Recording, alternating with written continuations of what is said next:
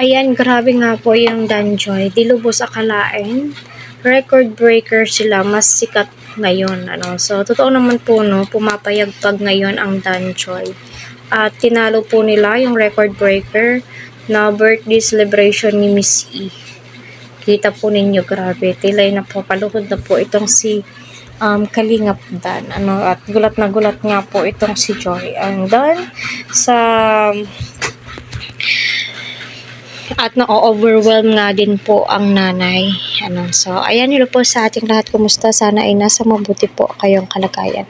Patuloy po natin suportahan si Kalingap Rob, Kuya Val at ang buong team. Please wag po natin skip ang kanilang ads para sa ganun nga po ay syempre marami pa pong kababayan po natin ang kanilang malingap and syempre ang kanilang matulungan.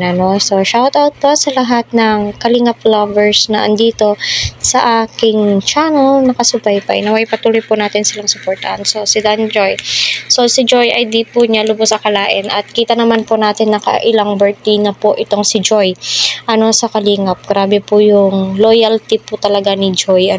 Simula't simula andyan pa rin po siya. Di po siya bumibitaw sa Kalingap until na naging Kalingap Scholar po siya at naisa lang po siya sa love team kay Kalingap Dan. Alam naman po natin na love team din po niya itong si David noon. Pero let's move on and hayaan na lang po natin na papayagpag ang Kalingap ang Danjoy at kita naman po natin mas lalo po silang minahal, mas lalo pong tinatangkilik ngayon si Joy Danjoy sa pagsuporta at kita naman po natin grabe po yung birthday celebration ni Joy. Ang daming sponsors, ang daming viewers, halos lahat ay nakatutok po sa kanyang birthday.